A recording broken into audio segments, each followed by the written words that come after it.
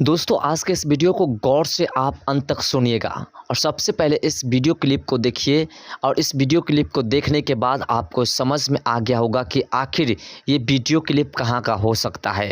और दोस्तों आज के इस वीडियो में इस वीडियो क्लिप्स का पूरा अर्थ बताने वाले हैं और साथ साथ बिहार सरकार के पूरे काले चिट्ठे को आपके सामने खोल करके रखने वाले हैं कि आखिर जो बिहार सरकार कह रहे हैं कि बिहार में नशा मुक्ति है और बिहार में किसी प्रकार की भ्रष्टाचार नहीं होती है, तो फिर कैसे और किस प्रकार से भ्रष्टाचार बिहार में होते हैं और किस प्रकार से सरकार जो वादा और कस्में खाते हैं कि बिहार में नशा मुक्ति है, तो फिर कैसे है। आज के इस वीडियो में इसी मुद्दा पर विशेष रूप से चर्चा करेंगे।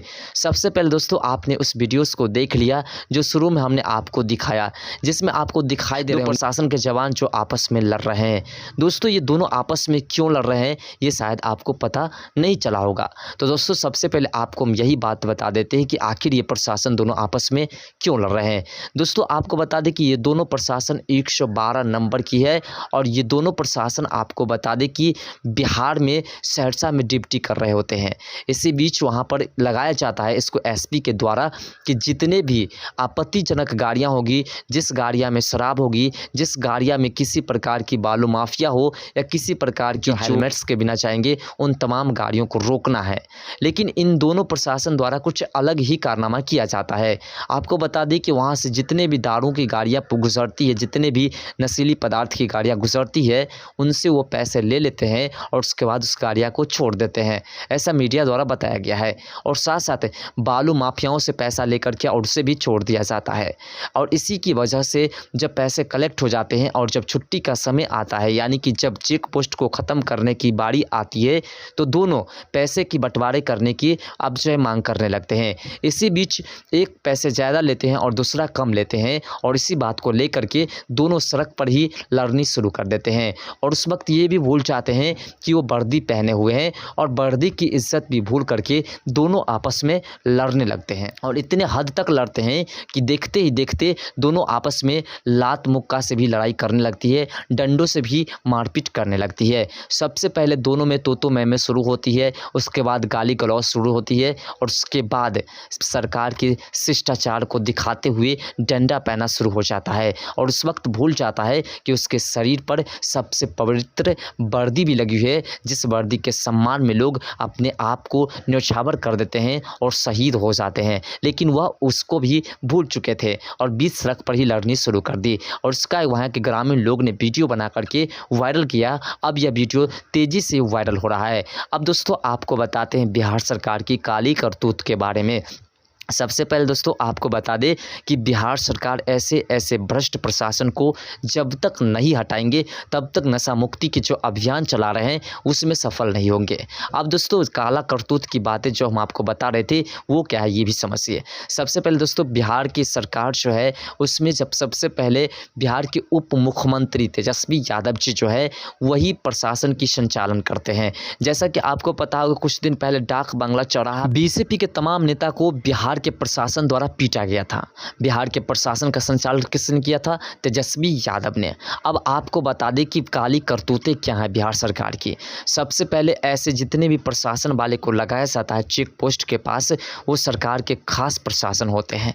बॉर्डर के पास इसलिए लगाए जाते हैं ताकि जितने भी माफिया, वो बालू माफिया हो, शराब माफिया हो, जितने भी माफिया हैं, जब वहाँ से गुजरेंगे तो उनके द्वारा जितने भी पैसे की वसूली की जाएगी, क्योंकि उसे एंट्री तो मिलेंगे नहीं अंदर बिहार में वापस घुसने के लिए। जब माफिया दारू या शराब जो भी लेकर के बिहार के अंदर प्रवेश करते हैं तो प्रशासन उसके चेक करते हैं।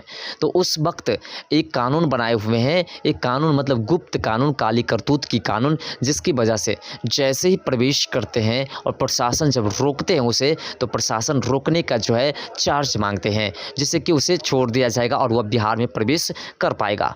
उसके बाद जो है प्रशासन को वहाँ पैसे दी जाती है। अब प्रशासन भी इतने चालाक है, क्या करते हैं जितने डिमांड होते हैं उससे कहीं ज़्यादा प्रशासन डिमांड कर देते हैं और उसके बाद जो पैसे मिलते हैं, जितने पैसे का उसको जो है, यानी कि बिहार सरकार के मंत्री लोग से कुछ मंत्री जो भ्रष्टाचार मंत्री है वो लोग क्या करते हैं एक सीमित बनाए होते हैं कि इतने पैसे इतने बड़े कारोबारी से लेना है और प्रशासन क्या करते हैं उससे ज़्यादा पैसे वसूल कर लेते हैं और जो पैसे एक सीमित मात्रा में जो मंत्री बताए होते हैं उस पैसे को रख लेते हैं और उसके ऊपर के जो पैसे होते हैं उस पैसे को वो बंटवा बँटवारा करते हैं आपस में, और उसके बाद इसी पैसे की वजह से आज जो है दो प्रशासन के बीच में आप युद्ध होते हुए देखे होंगे। और आपको बता दें कि वो पैसे जब कलेक्ट करके ले आते हैं और उस मंत्री के पास दी जाती है, तो फिर उस पैसे में से मंत्री प्रशासन को पैसे देते हैं। अब ऐसा सभी के सभी प्रशासन नहीं करते हैं, बस कुछ ऐसे प्रशासन हैं जिसका गिनती नहीं होता है, जैसे कि आपने इस वीडियोस में देखा वैसे प्रशासन। क्योंकि प्रशासन हमारे देश की शान है, हमारे बिहार की शान है कि प्रशासन ही हमारी सुरक्षा बल है, और प्रशासन जो कार्य करते हैं उसको सैल्यूट मारते हैं। लेकिन उसी में कुछ ऐसे प्रशासन वाले हैं जो तमाम प्रशासन को बदनाम करने की कोशिश में लगे रहते हैं और बदनाम करते हैं। जिस प्रकार से बिहार सरकार के कुछ मंत्री, बिहारी सरकार के ने ऐसे जितने भी जगहों पर नशा मुक्ति की अभियान चलाई जाती है, उन तमाम जगहों पर ऐसी बातें होती रहती है।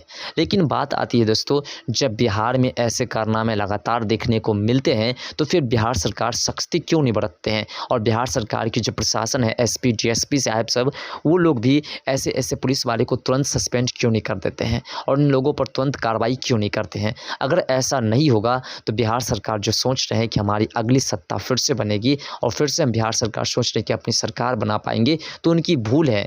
क्योंकि अब हर एक जनता को समझ में आने लगी है कि बिहार में किस प्रकार से भ्रष्टाचार हो रही है और किस प्रकार से लोगों को दबाया जा रहा है और किस प्रकार से किसी को स्वतंत्रता नहीं मिल पाती है। इसी बात को देखते हुए अब तमाम जनता जाग चुकी है और तमाम जनता अब डायरेक्ट सरकार के काले करतूत को देखती है। और जैसा कि हमने आपको काले करतूत बताएं, ये तो सिर्फ काले करतूत प्रशासन द्वारा जुड़ी हुई थी, जो कि सिर्फ माफियाओं के जेब से निकाला जाता है। लेकिन मेन काली करतूत ये है कि जब बिहार में केंद्र सरकार की तरफ से किसी भी प्रोजेक्ट को पास किया जाता है और उस प्रोजेक्ट को बनाने की बारी आती है और उसमें जो घोटाला होता है वो मेन घोटाला सरकार की है। अब वो घोटाला कैसे होते हैं, इस पर भी थोड़ी सी चर्चा आपको कर देते हैं। सबसे पहले आपको बता दें कि टेंडर पास होता है सरकार द्वारा, उस किसी कंपनी को दी जाती है और कंपनी से पहले डीलिंग फाइनल कर दी जाती है कि अगर उसमें 5 करोड़ रुपए की लागत है तो तुम उसे 4 करोड़ के अंदर में बना दोगे। और 4 करोड़ का प्रोजेक्ट उसको दिया जाता है और 4 करोड़ रुपये उसको दे दी जाती है और शो करते हैं 5 करोड़ रुपए की।